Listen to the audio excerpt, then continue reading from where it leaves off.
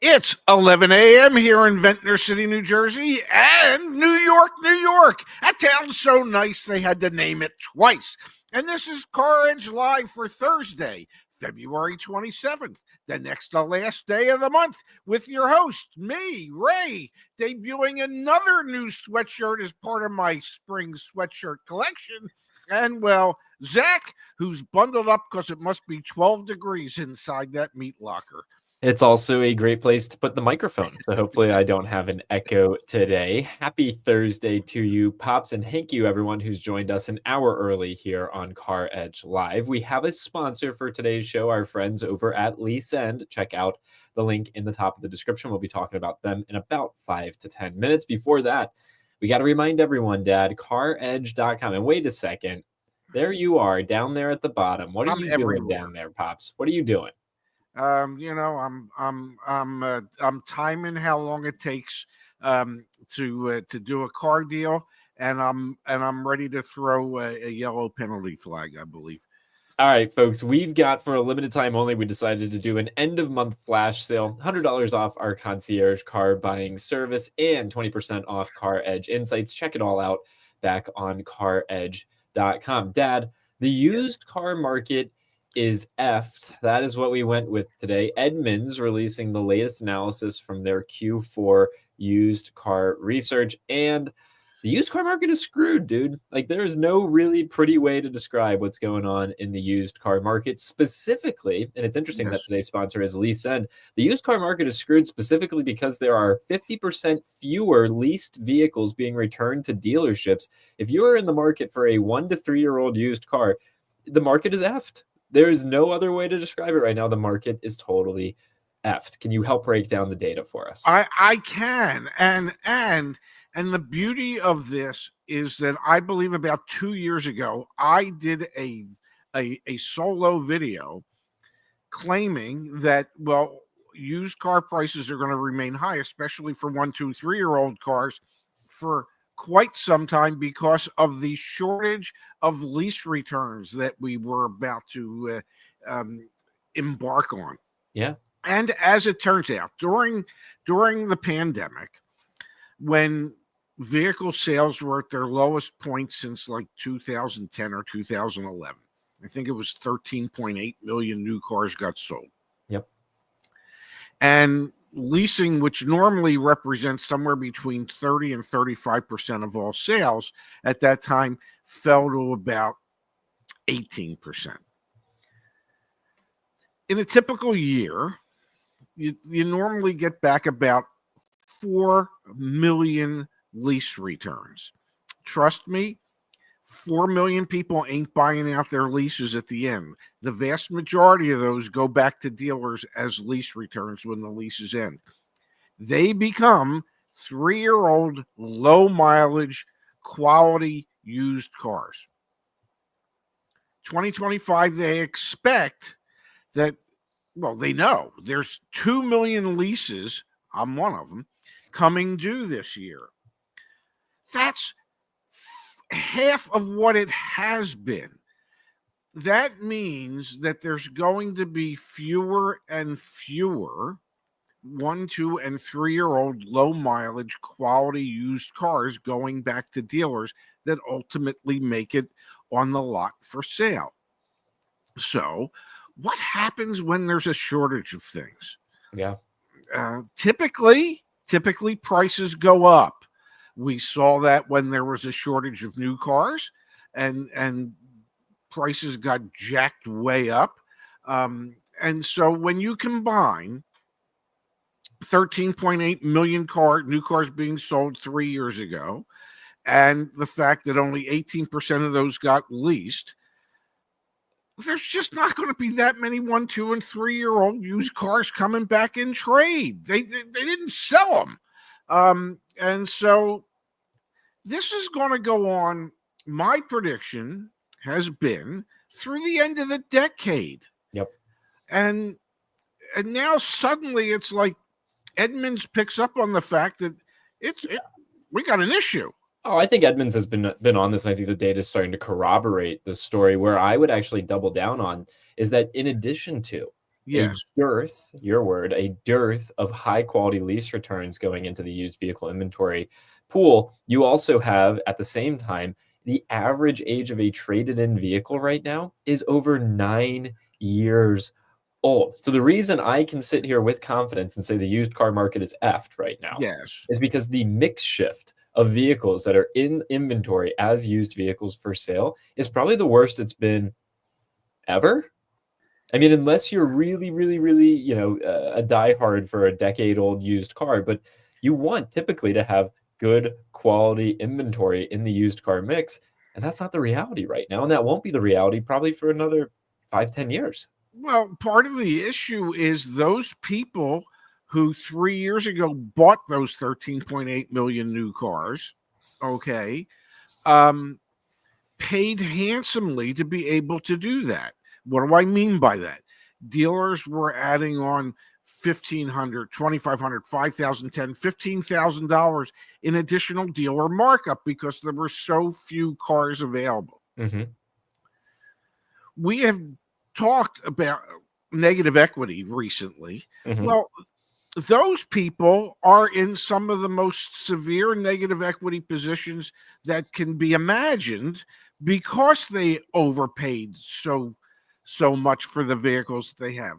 So you have that dearth of lease vehicle returns, and then you have a substantial percentage of people who normally trade out of their car every 3 years or so who cannot Yeah. because they owe way too much on the vehicle, and it precludes them from being able to get back into the market. So you don't have those cars coming in as trade-ins, and that just continues to mean that the shortage of those used cars is going to continue for quite some time. The average age of cars that can and will be traded is going to continue to go up. 9-year-old used cars. 9-year-old used cars. Oh my God. That's the That's average old. trade-in. That's old, ladies. That's, if we measured them in dog years, that's older than me, damn it. So it's just the quality of the used cars is not good. And we know, we have seen the statistics that the average mileage on a new car purchase today is 70,000 miles. 70. So, you look at that number and you go, okay, where are the young, low mileage cars? A, they either weren't sold, or B, the people that did buy them are buried in them. Buried meaning they are proud possessors of a tremendous amount of negative equity. Not Not, physically buried. yeah, yeah, well, they could be. Some of them might choose to be buried because it could be cheaper to be buried in that vehicle than in a casket. I'm maybe I'll go that route. I Yeah. don't know. So the situation in the used car market is definitely, I need my microphone to be up here, is definitely Yes. far from ideal. And there's a great comment here in the chat, Dad. The domino effect is still dominoing. That's from Joe K. I think Joe's spot on. And the Yeah. domino effect will continue dominoing. Dominoing. Yeah. That being said, Dad, let's take a moment and thank the sponsor of today's show, which is our friends over at Lease. And Dad, the issue at hand is that dealerships make it difficult and expensive to buy out your lease. You just mentioned this a moment ago. We're talking about how typically there's 4 million vehicles that get returned back in through dealerships because the process of buying out a lease is not always the easiest. Dealers actually profit from keeping you in a leasing cycle, making buyouts confusing, time consuming, and even though it is illegal, packed with unnecessary fees. They use dealership pressure tactics and long wait times to discourage lease buyouts. That's where our friends at Lease End come in. They help you take control over the lease buyout. You can skip the dealership altogether. No more upsells, no long waits or hidden fees. And if you're in a situation where your vehicle has equity, you get to keep that as well. It belongs to you, not to the dealer. Lease End also works with multiple banks to secure better financing rates than most customers can get on their own. If you are interested, you can take control of your lease today and save big. You can get started now at leaseend.com CarEdge, or do us a favor. It's a new sponsor to the channel. Click on the link in the top of the description. Honestly, Dad, even companies like Lease, they've helped 31,600 or 31,685 drivers get out of their like. We're having this conversation about how this is a effed used car market. Lease ain't helping anyone, because you know what? These customers would have had their vehicles go back and been used cars on dealer lots, but instead those customers are buying out their leases. And here's the sad reality for Lease End. As much as we like them and appreciate them as a sponsor, they have half the opportunities this year as they had last year. Yeah. Okay. So Lease End's business has the same challenge as all of us who are interested in buying high quality used cars. There were half as many leased vehicles 3 years ago. There were half as many leased vehicles 2 years ago. And it doesn't help that they're taking 31. I mean, kudos to our sponsor that they have 31,000 people that they've helped buy out their lease. That's incredible. That's fantastic. But that's 31,000 high quality used cars that didn't make it onto dealer lots. Exactly. So it's a situation where we're going to continue to see it impact the used car market and used car prices for quite some time. And people get mad at me because, well, you're so negative. I'm just pointing out, what is my favorite saying? Figures lie and liars figure. Yeah. I'm just pointing out the figures, and they ain't lying. I mean, you can't have 50% less lease returns this year than you had last year and expect that your 1, 2, 3 year old used cars are going to go down in value because you don't have as many to choose from. Sorry, Dad. I'm just spitting the truth here. We're doing a little microphone raise. We have to get you one of those things they had in the old days where they just wrapped it around there and it hung on a chest plate and you could just talk into it. Yeah, we got to get you one of them. Now, that another dynamic that is going to impact the used car market is the fact that in 2022, we only had 13.8 million new vehicles sold in total. That's the lowest we had seen since 2011, when 12.8 million new cars were sold. So it's not only the off lease, endemic that's happening right now and will be systemic in the used car market. It's just the fact that there were, I don't know, compared to now, the seasonally adjusted sales rate is expected to be over 16 million new cars sold in 2025. So wait, that's a wonderful thing to state. Oh, well, based on what we've seen in the first 7 weeks of the year, we think that the seasonally adjusted rate for new car sales will be 16.2 million, up from 15.89 million last year. The one thing you're not factoring in, what the hell's going to happen when tariffs hit? Okay, you think that's going to spur car sales? It might spur people to go try and buy the ones that are priced prior to the tariff. But last thing I read yesterday is we're talking about the possibility of 25% tariffs on cars coming from the EU. Yeah. Well, I guess every one of them Mercedes Benzes and Audis and Volkswagens and BMWs just got a hell of a lot more expensive. So if the cost to purchase or lease one of these is going to go up dramatically, I can assure you that you ain't going to see a $16.2 million seasonally adjusted sales rate for this year. Yeah, you would expect then for new car sales to fall significantly. That being said, what we did experience in 2022 has ramifications now. It'll have ramifications next year. If there is a drop in new vehicles sold this year, it'll have ramifications 2 years from now, 3 years from now. There is a domino effect. And right now, the used car market is demonstrating that. And especially right now, we are in tax time, tax returns, spring selling season. This is when used vehicle values go up right now, because there is such an amount of pressure being put on from the demand side as people get their tax returns.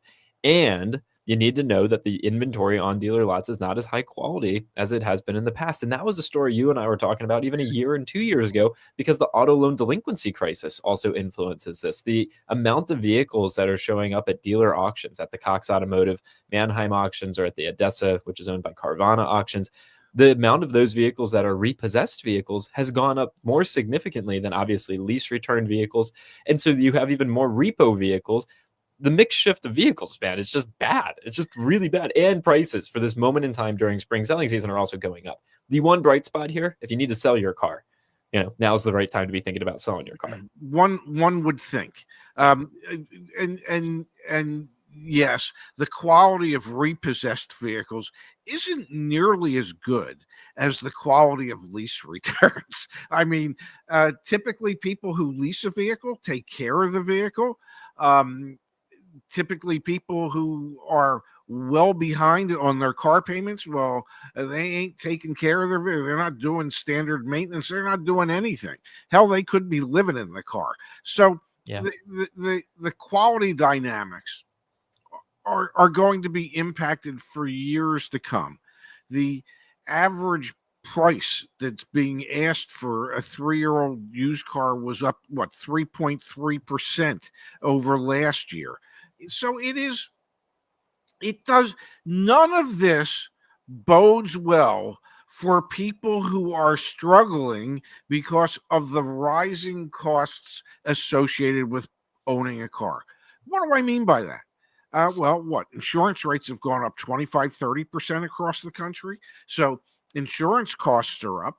Yep. The cost to maintain your vehicle, if you choose to do so, has gone up because the cost of replacement parts continues to go up, and they can be affected by tariffs because a lot of the parts are not made in this country. Yep. The cost to fuel your vehicle, whether it be gasoline, diesel, or electric, is going up because the cost of electricity is going up.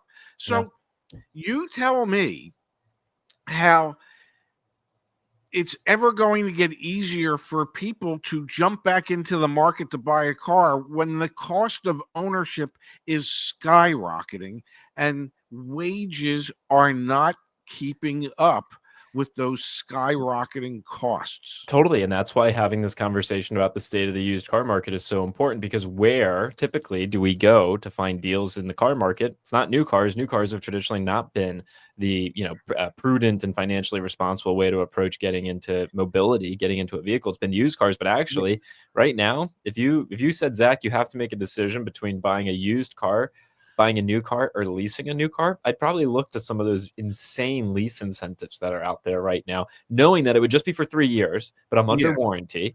I get a payment that I can afford, and then I can reassess the situation 3 years from now. Yes. Buying a used car today, where the average age of the trade-in is 9 years old, more repo vehicle. Anyway, that's why it's so important that we have the conversation about the state of the used car market. And on the 1, 2, and 3-year-old cars, as those prices go up and as pressure comes to play on new cars, as inventories build up and incentives increases, the spread between the cost of that used car and the cost of that new car is significantly less than it should be. And so when you factor that in, you might look at a 3-year-old car and go, well, my God, it's only $3,000 less than the brand new car, and the brand new car is a brand new and it comes with a complete warranty for 3 years. I'm better off spending the extra $3,000 than spending $3,000 less and getting a car out of warranty. Out of warranty. The warranty piece, honestly, man, I factor that so much into my thinking here, Dad, because we've seen so many recalls from the past few years. We've seen so many vehicles end up in all sorts of terrible situations post manufacturer warranty. Having a vehicle in the manufacturer's warranty is incredibly valuable. They're the ones that are, paying the bill if something were to go wrong. And again, just want to be very clear. The discussion is around the used car market because we know right now many people are thinking about buying a used car, and you need to understand the dynamics. It is very much a buyer's market in the car market. And I would say that it's shades of gray when it gets to the used car side, because it's a buyer's market, but it's really a bad market. It's just the whole market's bad. New car side, there's an oversupply of inventory, under warranty, and you can get a good deal. I know from my perspective, when I'm looking at a car, and our audience knows that I am. I have 2 lease payments left. That's it. Okay. I have to do something. And I would consider a retired service loaner if the spread of savings is significant enough for me to go in that direction. If it's not, then I'm just going to have to get the new car. Dad, I just want to remind everyone, this is something that you and I have worked on with the team for years now. CarEdge.com, click on research. From this research page, there's so much good stuff. You can see depreciation rankings, which is critically important for this conversation. You need to know the resale value of the vehicle, maintenance rankings, cost of ownership, value rankings. Okay, please, guys, CarEdge.com/research is 100% free. And this entire interface here gives you the information you need to make a smart decision as you're navigating. Should I buy new? Should I buy used? You come to this and get the value rating, get the cost of ownership, click into depreciation here and see the full breakdown of what's going to happen to that vehicle. We don't spend enough time on this show talking about how incredibly valuable this information is. But if you are going to buy a car, this is the type of information you need to reference before you do, especially in today's market. So please, CarEdge.com and CarEdge.com/research. Let's switch gears here for a moment. I do have to ask you one quick. Did you say in your face or interface? Interface. Okay. Interface. Yeah, I wasn't sure. Because sometimes we are in your face trying to get you utilize the valuable information that we provide. You need that. Rich says the used car market is fire. Yeah, it's kind of it's in flames. I would say so. Used car market's in flames right now. It's effed, man. It really is. Yeah, like when basketball teams aren't playing well, they go, well, yeah, the used car market's ass at the moment. It's not for those looking to save money. It's not saving them as much as historically it would have. Yeah, that's absolutely. The issue. Absolutely. Oh, and friendly reminder, we are offering that flash sale right now. So again, $100 off the CarEdge concierge car buying service, as well as 20% off CarEdge Insights, the tools our team uses to navigate and negotiate. Dad, we've got here from Rich. Thank you, Rich. We appreciate it. Ray, give Gen Z Zach a glimpse of American ingenuity, and 20 cents a gallon gas can provide the 1957 Cadillac DeVille. What's a Cadillac DeVille, Dad? Oh, that was a lovely two-door vehicle. Yeah, they were beautiful. And when gas was 20 cents a gallon, anybody could afford to drive a car that was getting 10 or 15 miles of the what? You don't like it? This thing's long, man. Well, in those days, just between that's a 73, but just between you and me, in those days, Americans didn't build small cars. Yeah, okay? Definitely not. Yeah. They built what was referred to as land yachts. Yeah, okay? That's what it looks like. Oh yeah, absolutely. Yeah. Let's come here, Dad. Let's try and help Yamka out with some advice. Thank you, Yamka. Good morning, guys. Buying new versus used Hyundai Tucson in the DMV area. So this is the exact conversation we were just having. Let's talk about it, Dad. New versus used Hyundai Tucson. What are you thinking when it comes to this type of decision in today's market? My guess, and this is just a guess, if you're looking at a 1 or 2 year old used Tucson, that the price of that vehicle will be so close to the price of a brand new one that you are probably better off negotiating hard with the dealer on a brand new one and getting the complete factory warranty. Remember, one of the things about Hyundai Kia is, they claim to have America's longest powertrain warranty, 10 years, 120,000 miles for the original owner only. Okay? So if you buy it as a used car, it reverts to a 5-year, 60,000 mile powertrain warranty. Just know that. So is there value in having a 10-year, 120,000 mile powertrain warranty on a Hyundai or a Kia? Yeah, I would say there probably is. So that's something you need to look at. And like I said, my guess is you're going to find that the pricing on those 1 or 2 year old Tucsons will be pretty close to what the pricing is on a brand new one. I'm in the same boat as my father. I'm thinking I'd go new in this case. Obviously, use the car search back on CarEdge.com to see some of those data points, but I'm right there with you, Dad. I am going new. All right, we talked about this a little bit yesterday, Dad. Stellantis being in survival mode, and we got even more data from the Yes. company just the other day. Dad, they here. Let me pull this up. And we're not going to spend a ton of time on this, but it is important. Yes. Stellantis posted a net loss of $133 million, a drop of more than 102% from the prior year, when the automaker reported a net profit of $8.1 billion. They had a 70% drop for the entire year. Like, things are bad. Like, things are Yes. really bad. I don't want to spend a ton of time on Stellantis. We talk about it all the time, but like, the numbers are bad, folks. People like to remind us every time we mention Stellantis, that they're a huge global company, and they really have boatloads of money. They're a huge global company, and the boatloads are not as big a boatload as it used to be. They lost 1.7 or 1.8 billion dollars in North Just in America. North America, yeah. So, Which is now the second automaker, global international automaker, who lost all their money in the United States. Nissan lost 99% of their operating profits globally because of what happened in North America. Stellantis, obviously the same thing here. And they're making cuts to certain brands. That Stellantis pulls the plug on Maserati's future after canceling a $1.6 billion investment. You and I did the show or the video the other day, 5 car brands that might go extinct. and when we were talking about it, we were talking about 5 car brands that might go extinct in North America. But probably if we looked closely, there's more than 5 car brands that could go extinct globally. It is People think that like $5.7 billion cash on hand is a lot of cash on hand. It is as an individual. Okay. It ain't when you're a company the size of Stellantis. If you lost 1.7 billion in North America, North America, yeah, just last year, and it's going to continue, there's going to continue to be a drain on your resources.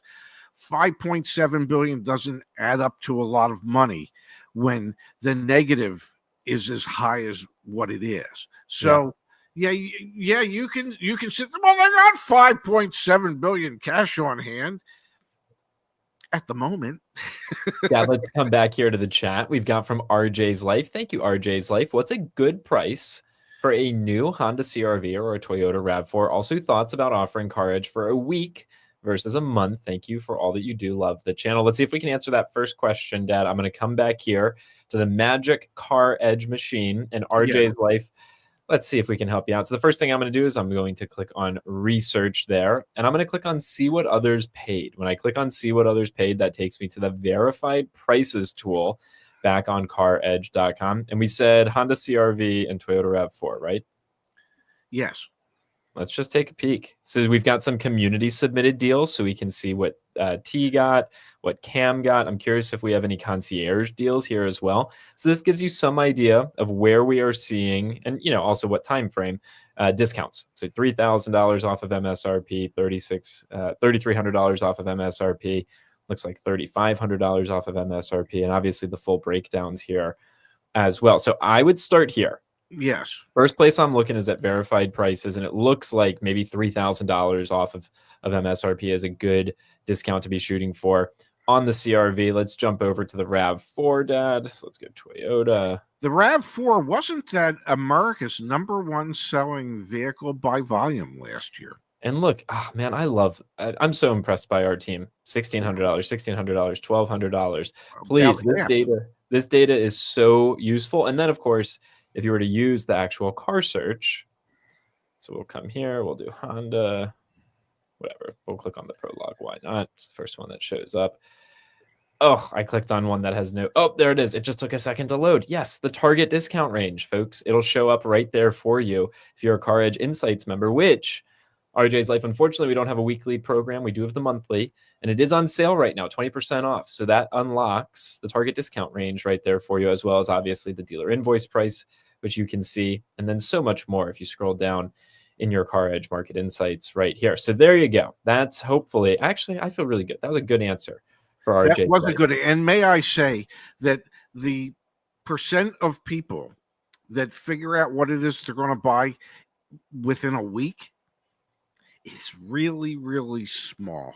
That's a good point, man. Yes, the average consumer takes somewhere between 30 and 90 days. Yeah. So that's why we do it monthly, not weekly. From Baron here. Pops, thank you, Baron, for the kind contribution. Buying a 1969 Monte Carlo with a 458 V8 smooth. Yeah. Now I gotta look up another car. Yeah, you do. You missed so many good times. I don't know how to break. You missed the 80s. Whoa. Yeah, you missed the. You know what car you might like? What's that? One that you'd want to look up. The Monte Carlo was very popular. Look up a Buick Grand National. Whoa. What the heck is this thing? Yeah. Buick? Yeah. That doesn't look anything at all like a Buick today, but yeah. Huh. That was quite the car at one time. Favorite segment of the show? Really? You have got to be kidding me. Dad, we had the second instance of a customer driving a car into a dealership. This is at a BMW dealership for an M4 CS. A customer was not approved for financing and drove the vehicle into the dealership. Public service announcement. I'm going to let you do the public service announcement, but stop driving cars into dealerships, folks. This is bad. Public service announcement. You know what? If they couldn't get you done on your car loan, you really do know the reasons why. Because the credit score that you have typically is the credit score that you've earned based on how you've handled your past obligations.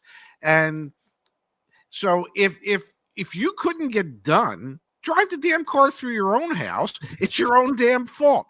And truth be told, driving a vehicle through the dealership doors, the only thing that does, it's going to cost you jail time, my friend.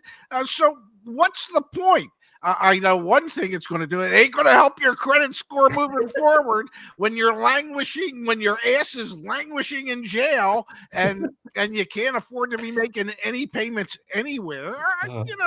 Come on, folks. Just a little common sense would go a long way. That's all right. So that's the public service announcement. If you're frustrated at a car dealer, the way to respond is not to drive a vehicle into the dealership. This is the second instance in, I don't know, maybe like 4 months that we've seen this. Stop doing it, people. Yeah. Not a good way to handle business. Speaking of handling business, Dad, I'm up here in New York. I've got a meeting that I need to go jump to. So thank you for starting early with me today. Thank you to our community for allowing us to start early. But I got to go handle business, baby. Well, go take care of business. Say hi to all my business friends that I don't even know of yet. And what time's your train back? Are you coming back today? Coming back today, 4:25. So gotta go be effective, be efficient, and then get back on the train by 4:25. God bless you. Have safe travels today, young man. Thank you, Dad. Love your sweatshirt. Love you. And looking forward to our show tomorrow. Yeah, absolutely. And I will debut another new sweatshirt in my spring sweatshirt collection. We'll see y'all then. See you, Pops.